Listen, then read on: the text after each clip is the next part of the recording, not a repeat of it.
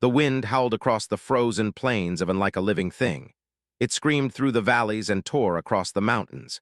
It carried ice and snow in its fury, turning the air itself into a weapon. This was no ordinary storm. This was the kind of storm that the elders spoke of in whispers, the kind that came once in 100 years and left nothing but death in its wake.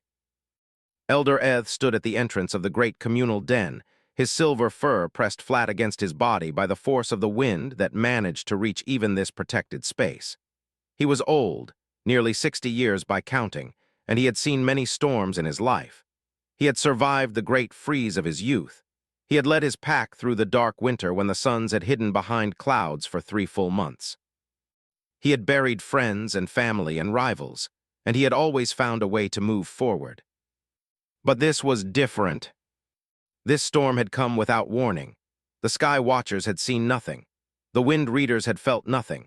One moment the day had been cold but clear, with both suns shining weakly through the thin atmosphere. The next moment the horizon had turned black, and the wind had begun to scream, and the temperature had dropped so fast that the instruments in the human research station had struggled to keep up with the readings. -50 degrees, -60, -70, -80. At -80 degrees, even the could not survive for long. Their thick fur, evolved over millions of years to handle the frozen world of N, could protect them for perhaps 20 minutes in such conditions. Perhaps 30 if they kept moving, but no more than that. And the cubs were so much smaller, so much more vulnerable. Eth closed his eyes and tried not to think about it. But the thoughts came anyway, forcing themselves into his mind like the cold forcing itself through the cracks in the den walls. 7 cubs had been in the learning den when the storm hit. The learning den was located in the eastern quarter of the settlement, about 300 meters from the main communal den. It was a sturdy structure, built from stone and reinforced with metal beams that the humans had traded to them 2 summers ago. It had survived every storm since its construction. It had not survived this one. The weight of the ice and snow had been too much. The wind had found weaknesses in the structure that no one had known existed. And when the roof had collapsed, it had happened so fast that there had been no time for anyone to react. Teacher had been the first to realize what had happened. She had been in the main den when the storm hit, separated from her students by those 300 meters of frozen hell. She had tried to go to them. She had actually made it 50 meters before the cold had forced her back, her fur coated in ice, her lungs burning from the frozen air. That was when the howling had started. They were a vocal species. They communicated through a complex system of howls, growls, and body language that humans found almost impossible to understand. But there was one howl that needed no translation. It was the howl of grief, the sound a made when they had lost someone they loved. It was a sound that could carry for miles, even through the worst storm, because it came from somewhere deeper than the throat. It came from the soul.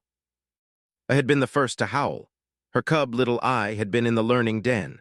I was only 6 years old, small and curious and always asking questions. She had been so excited that morning, talking about the lesson they were going to have about the history of their people. She had kissed her mother goodbye and run off through the snow, her small tail wagging behind her. That was the last time I had seen her daughter. When I began to howl, the others joined her. Soon, the entire den was filled with the sound of grief, a chorus of pain that seemed to shake the very walls.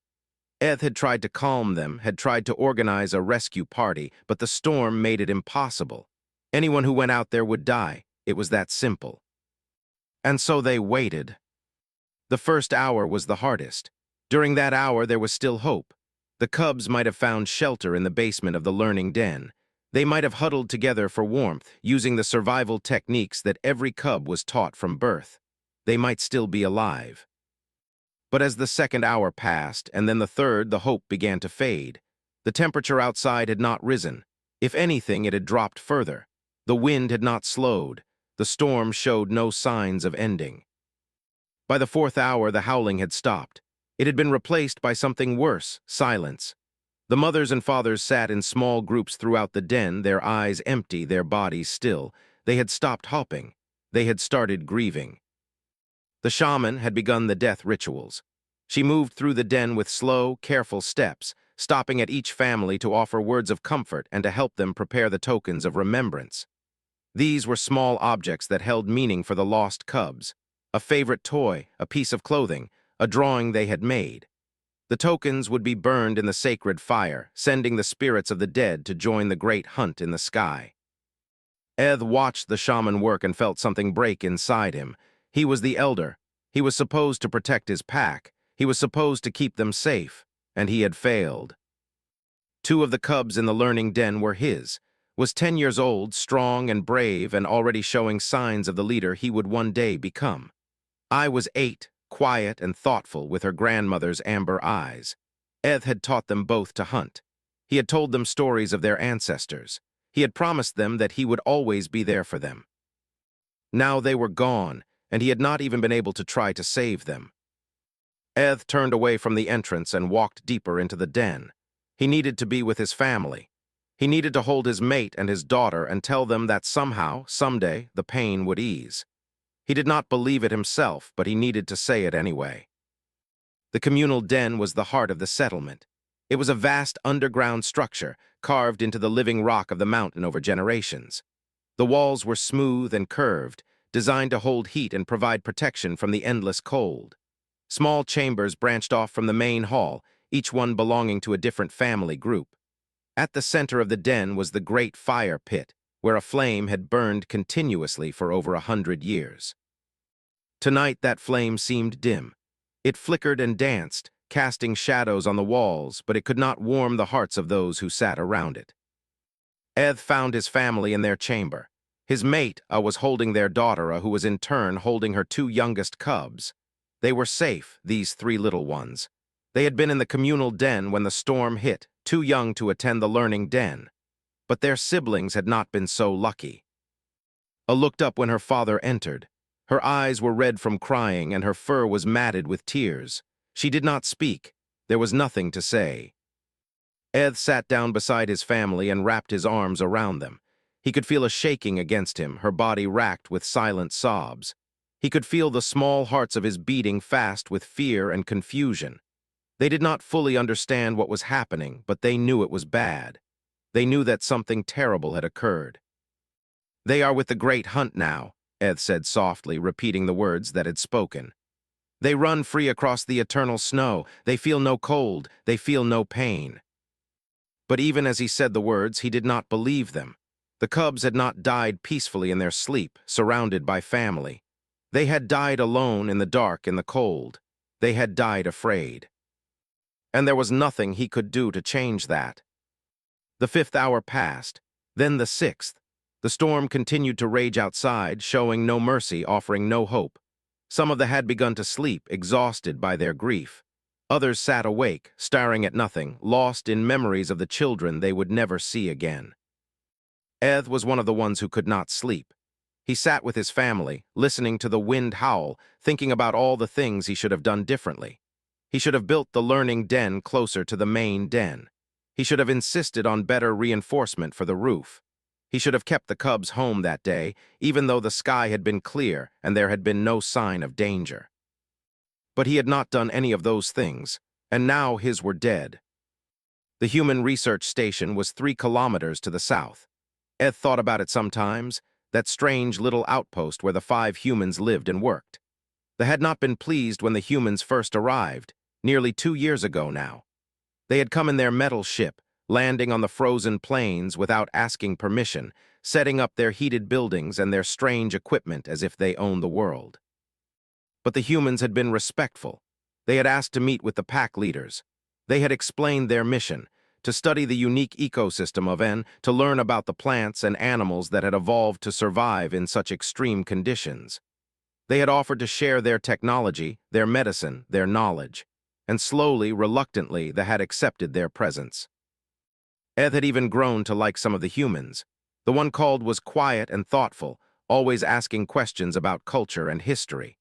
He had learned to speak a few words of their language, and he had taught some of the cubs to play a human game called chess. The female called Lisa was skilled in medicine, and she had helped treat several who had been injured in hunting accidents. But liking the humans did not mean trusting them. They were so fragile, so poorly adapted to life on N. They could not survive outside their heated buildings for more than a few minutes without their special suits. They needed to eat constantly to maintain their body temperature. They got sick from illnesses that would not even slow down a cub. In a way, them. They were brave to come to this world, but they were also foolish, and did not forgive weakness, and did not care about good intentions or noble goals, and only cared about survival, and the humans were barely surviving. Tonight, Eth did not think about the humans at all. They were irrelevant to his grief. They could not help. No one could help. The cubs were gone, and nothing would bring them back. He closed his eyes and tried to pray, but the words would not come. 3 kilometers away, in the human research station, Dr. Cole was staring at a screen full of data that made no sense. Was 34 years old, a climatologist from a small town in Colorado called. He had grown up in the mountains, surrounded by snow and cold, and he had always been fascinated by extreme weather. That fascination had led him to study atmospheric science in college, and then to pursue a doctorate in climate modeling. And eventually it had led him here to a frozen world at the edge of known space, studying weather patterns that made Earth's worst blizzards look like light flurries. But he had never seen anything like this storm. The instruments were going crazy. Wind speeds were off the charts. Temperature readings were plummeting faster than the models predicted. The barometric pressure was doing things that should have been physically impossible. It was as if the atmosphere itself had decided to throw a tantrum, and nothing new could explain it.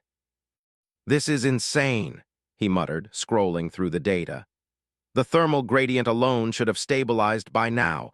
There is no energy source that could sustain this kind of convection." "Maybe the models are wrong," said Dr. Lisa Martin, looking over his shoulder. Lisa was the team's, a tall woman with short, dark hair and a calm demeanor that had always admired. Nothing seemed to faze her, not even storms that the laws of physics.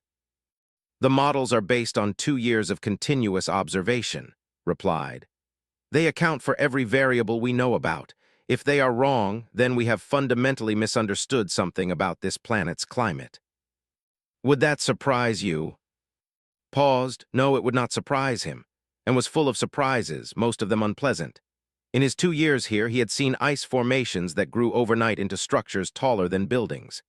He had documented weather patterns that reversed direction for no apparent reason.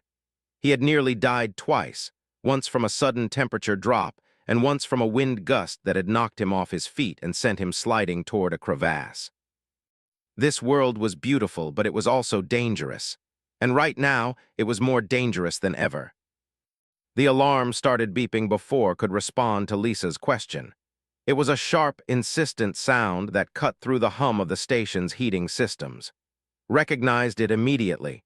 The emergency beacon, the signal that they used to communicate distress. He pulled up the translation software and waited for the message to decode. When the words appeared on the screen, his blood ran cold. 7 cubs, he read aloud. Trapped in the eastern quarter, structure collapse, cannot reach, request assistance. Lisa leaned closer to the screen, her eyes widening. "They are asking us for help." "They are asking anyone for help," said. "This is a general distress call. They know we cannot do anything." He stood up from his chair and walked to the window. Outside, there was nothing but white. The storm had reduced visibility to 0, turning the world into a featureless void of snow and ice. He could not see the settlement from here, even on a clear day. Right now, he could not even see the ground. "How far is the eastern quarter from the main den?" Lisa asked. "About 300 meters, maybe a little more." "And from here?"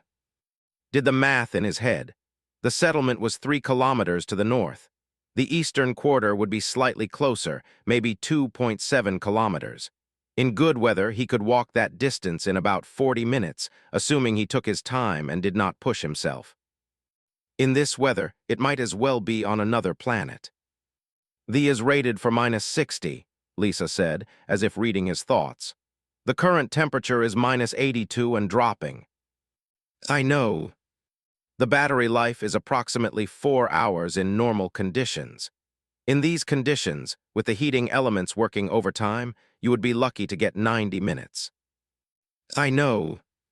And even if you got there, even if you found the cubs, you could not carry 7 of them back. Not in that suit, not in that storm. I know, said again, but he did not move away from the window. Lisa was quiet for a moment. Then she said, "You are thinking about it." Of course I am thinking about it. There are 7 children out there, Lisa. 7 kids who are going to die if someone does not do something. Someone cannot do something. That is the point. They cannot reach them. We cannot reach them. The storm will not let up for at least another 6 hours, according to your own models.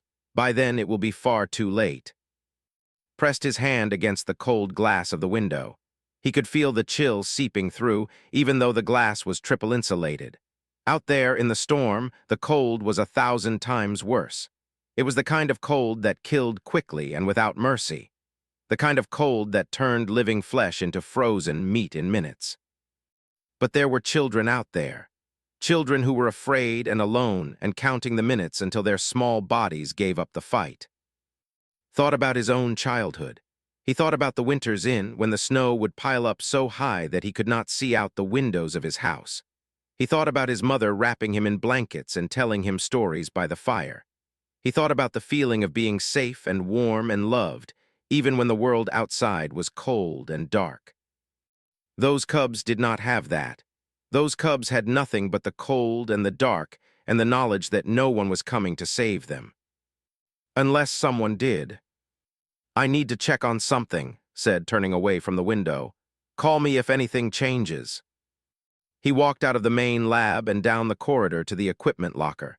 His footsteps echoed in the empty hallway, a lonely sound that matched the loneliness in his heart. The station felt quieter than usual tonight, as if even the machines were holding their breath, waiting to see what would happen.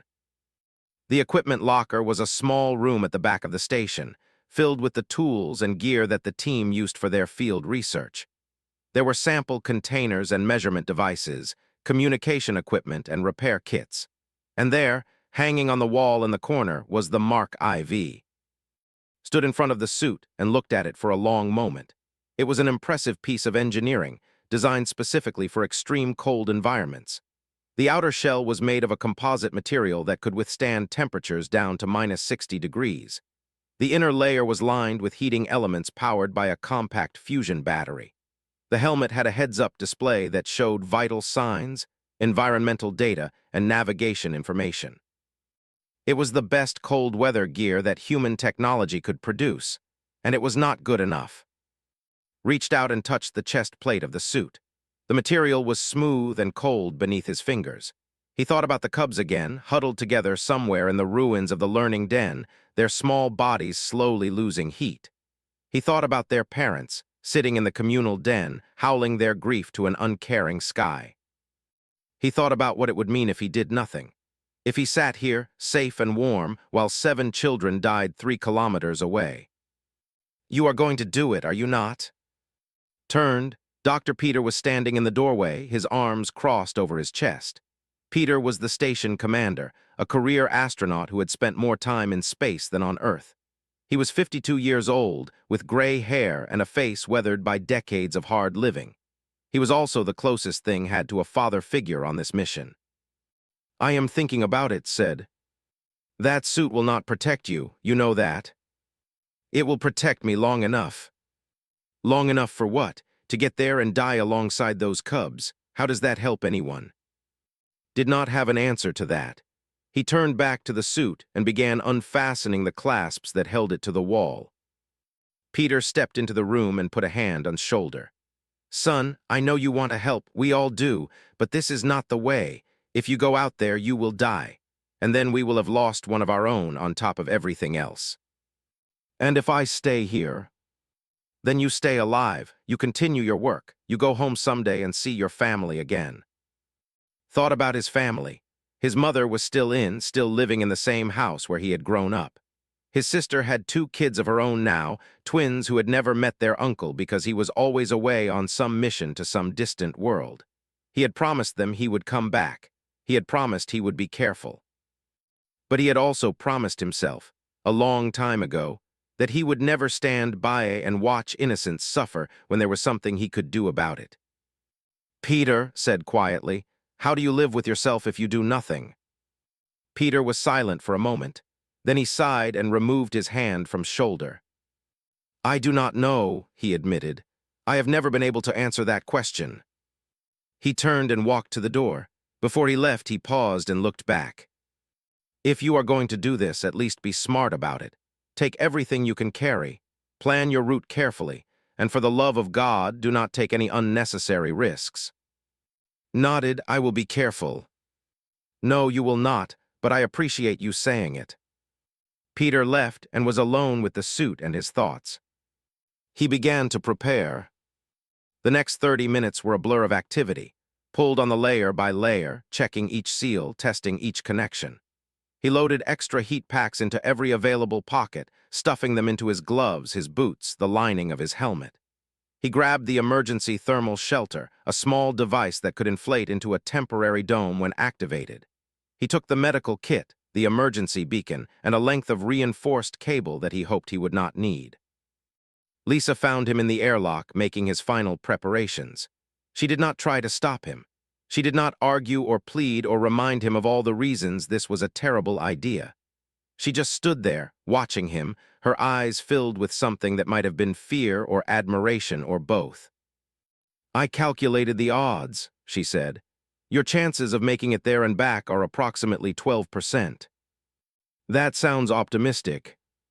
It assumes you do not encounter any unexpected obstacles. If you do, the odds drop significantly. Pulled on his helmet and locked it into place. The heads-up display flickered to life, showing his vital signs, the external temperature, the battery level of the suit. Everything was green, at least for now. 12% is better than 0, he said. Lisa stepped forward and pressed her hand against the faceplate of his helmet. It was a strangely intimate gesture, the closest thing to a touch that she could manage with all his gear in the way. Come back, she said. Please, just come back. Nodded, he wanted to say something more, something meaningful, but the words would not come. Instead, he just turned and stepped into the airlock. The outer door opened, and the storm reached in to greet him. The cold hit like a physical force, even through the suit. It pressed against him from all sides, trying to find any weakness, any gap in his armor. The heating elements whined as they struggled to compensate, and the battery level on his display dropped from 100% to 98% in the first 10 seconds. He stepped out of the airlock and into the white void. The wind was incredible. It came at him from every direction at once, a swirling, screaming mass of air that seemed determined to knock him off his feet. Snow and ice pelted his faceplate, reducing his visibility to almost nothing. He could not see more than a meter in front of him, and sometimes not even that. Activated his navigation system and set a waypoint for the eastern quarter of the settlement. The display showed a distance of 2.7 kilometers, a bearing of nor-northwest. In good conditions, it would be an easy walk. In these conditions, it felt like trying to cross an ocean. He started walking. Each step was a battle. The snow was deep, sometimes up to his waist, and the wind pushed against him with every movement. His legs burned from the effort of lifting his feet and placing them down again. His arms ached from holding them in front of his face to shield his helmet from the worst of the ice. At the 100-meter mark, he looked back. The research station had already vanished, swallowed by the storm as if it had never existed. He was alone now, truly alone, with nothing but the cold and the dark and the tiny light of his navigation display to guide him. He kept walking. The first kilometer took 25 minutes. By the time reached it, his battery was down to 73%, and he could no longer feel his fingers. The heating elements in his gloves were working at maximum capacity, but it was not enough. The cold was finding ways through, seeping into the joints and seams of the suit, attacking his extremities first. He stopped for a moment and flexed his hands, trying to restore circulation. The movement helped a little, but not much. He would need to move faster if he wanted to have any chance of making it back. He kept walking. The second kilometer was harder. The terrain began to rise as he approached the foothills where they had built their settlement. The snow was deeper here, piled into drifts by the wind. Several times, sank up to his chest and had to fight his way out, burning precious energy and battery life with every struggle. At the halfway point, his display showed a battery level of 45%. He was using power faster than he had expected, faster than the models had predicted. The cold was more intense than anything the suit had been designed to handle, and the heating elements were consuming energy at an alarming rate. Did the math in his head. At this rate, he would have about 60% of his battery left when he reached the cubs. That gave him maybe 45 minutes to find them, dig them out, and figure out a way to carry them back. Then he would need to make the return journey on the remaining battery. It was not enough. He knew it was not enough, but he kept walking anyway. The settlement came into view at the 2-kilometer mark, appearing suddenly out of the white as if materializing from another dimension. Could see the shapes of buildings, half buried under snow, their outlines blurred by the storm. He could see the great communal den, its entrance dark and foreboding, and he could see the eastern quarter, or what was left of it. The learning den had collapsed completely. The walls had caved inward, the roof had fallen, and the whole structure had been buried under a drift of snow and ice that rose nearly 3 meters above the ground. From the outside, it looked like nothing more than a white hill, indistinguishable from the natural landscape. Approached carefully, scanning the area with his thermal imager. The display showed nothing at first, just the cold blue of the snow and ice. Then faintly he saw it, 7 small heat signatures clustered together beneath the surface. They were weak, barely distinguishable from the background, but they were there. The cubs were alive. Felt a surge of hope, quickly followed by a wave of despair. The cubs were alive, but they were buried under 3 meters of debris. Digging them out would take time he did not have. And even if he reached them, he still had no idea how he was going to carry 7 children back through the storm. But he had come this far. He was not going to give up now. He found a spot where the thermal signatures were strongest and began to dig. The suit's gloves were not designed for excavation. They were meant for delicate scientific work, for handling samples and operating equipment, but made them work anyway, clawing at the snow and ice with desperate energy. He pulled away handfuls of debris, then armfuls, carving a hole into the side of the drift. His battery dropped to 40%, 35, 30. The digging got harder as he went deeper. The snow gave way to ice, compacted by the weight of the collapsed building. His fingers screamed with pain, but he ignored them. His arms burned with exhaustion, but he pushed through. He could see the heat signatures getting closer on his display, and that was all that mattered. At 25% battery, he broke through. The hole opened into a small pocket of space beneath the rubble, a miracle of architecture that had saved 7 young lives. The ceiling had collapsed in a way that created a triangular gap, just big enough for the cubs to huddle together. They were pressed against each other in a tight ball, their fur intertwined, their bodies sharing heat in the ancient way of their species. 7 pairs of eyes stared up from the darkness. They were wide with fear and confusion, these young. They had never seen a human up close before, certainly not a human in a bulky, covered in ice, appearing out of nowhere like a ghost. The largest cub, a male who looked to be about 10 years old, bared his teeth and growled. It was a defensive gesture, an instinctive response to the unknown. Even dying, would protect its pack. "Easy," said, his voice amplified through the suit's external speakers. "I am not going to hurt you. I am here to help." The cubs did not understand his words, but they seemed to understand his tone. The growling stopped, replaced by a whimper that broke's heart. He reached down and gently touched the nearest cub, a small female who could not have been more than 5 or 6 years old. Her fur was matted with ice, and her body was trembling violently. She was in the early stages of hypothermia, her small frame struggling to maintain its core temperature. They all were, could see it in their eyes, in the way they moved, in the sluggishness of their responses. These cubs were dying, slowly but surely, and they had been dying for hours. They had already survived longer than anyone had any right to expect. But they were not going to survive much longer unless he got them out of here. Checked his battery, 22%. He checked the time. He had been outside for nearly 50 minutes. The return journey would take at least 45 minutes, probably longer with the added weight of the cubs. That gave him a margin of error of almost zero. It was not enough. It was nowhere near enough. But giving up was not an option. Began lifting the cubs out of the hole one by one, setting them down in the snow beside him. They whimpered and shivered as the full force of the storm hit them, but they did not fight. They seemed to understand, on some instinctive level, that this strange creature was trying to save them. When all 7 cubs were out, faced the problem he had been dreading since he first heard the distress call. How was he going to carry them? The 4 smallest cubs weighed maybe 25 to 30 pounds each. The 3 larger ones were closer to 50 or 60 pounds. That was a total of nearly 300 pounds of cargo on top of the weight of the suit itself. Even with the suit's assisted strength, it was more than he could carry in a normal configuration. But was not planning on a normal configuration. He pulled out the reinforced cable he had brought and began to work. His fingers were clumsy and numb, but he forced them to obey.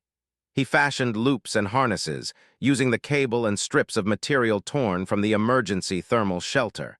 He tested each knot, each connection, making sure it would hold. Then he began to load the cubs onto his body. The 4 smallest went on his back and sides, their small bodies wrapped in the remains of the thermal shelter, secured with loops of cable. They pressed against him, their fur providing some additional insulation, their hearts beating fast against his suit. The 3 larger cubs he positioned in front. He had them wrap their arms around his neck and shoulders, their legs supported by loops he created from his own belt and the remaining cable. It was awkward and uncomfortable and probably unsafe, but it was the best he could do. When he stood, the weight was staggering. Even with the suit's powered joints, he could feel the strain in every muscle. His legs trembled, his back screamed, his battery display flickered red, 18% remaining. The largest cub, the one who had growled at him earlier, pressed his muzzle against his helmet. His amber eyes were no longer hostile. They were filled with something else, something that looked almost like wonder. "Human," the cub said in broken common, the few words he had learned from the human scientists. "Why?" "Started walking." "Because someone had to," he said. The return journey was a nightmare. His battery dropped with every step. 15%, 12%, 10%. The heating elements began to shut down one by one, prioritizing the core of the suit over the extremities. His fingers went numb first, then his toes, then his face beneath the helmet. The cubs pressed against him, their warmth providing some comfort even as their weight threatened to drive him into the ground. They had stopped whimpering now. They seemed to understand that every ounce of strength was focused on moving forward, and they did everything they could to help. The larger cubs shifted their weight to make it easier for him to walk. The smaller ones pressed closer to his body, reducing their wind resistance. They were fighting to survive, all of them together. At the 1-kilometer mark, suit began to fail. The battery hit 8%, and the main heating system shut down completely. The cold came flooding in, finding the gaps and seams, turning the suit from a protection into a prison. He screamed against the cold, against the weight, against the impossible odds. And then he took another step. And another's. And another's. The suit's servos died at the 500-meter mark. The battery flashed red, then went dark. Suddenly was carrying not just 300 pounds of cubs, but an additional 100 pounds of dead metal and composite. His legs buckled. He fell to his knees in the snow. For a moment he could not move. The weight was too much. The cold was too intense. His body was shutting down, his muscles refusing to obey his commands. This was it, he thought. This was where it ended. But then he felt a small hand on his helmet. One of the cubs, the little female he had touched first, was pressing her palm against his faceplate. Her eyes were filled with trust, absolute and complete. She believed in him. They all believed in him. Gritted his teeth and stood. The suit was not powered, but it was not locked in place. He could still move if he forced every muscle in his body to work against the resistance. Each step was agony, each breath was fire in his lungs, but he kept moving, one foot in front of the other, one step at a time. The world narrowed to a single point of focus, forward. He did not think about the cold anymore. He did not think about the pain. He did not think about the battery or the distance or the odds. He just thought about taking the next step, and then the next, and then the next. Time lost all meaning. He could have been walking for minutes or hours. The storm raged around him, but he barely noticed. The cold tore at his body, but he barely felt it. There was nothing but the walking, the endless, impossible walking. And then suddenly, there was light. The communal den of the settlement appeared before him like a vision from a dream. The entrance was dark, but there were shapes moving inside, shapes that resolved into figures as they came rushing out to meet him. Tried to speak to tell them that the cubs were alive, that he had brought them back. But his voice would not work. His body would not work. He felt himself falling, falling, falling. The last thing he saw before darkness took him was a circle of faces, their amber eyes wide with disbelief, their mouths open in howls that might have been shock or joy or something in between. Then there was nothing,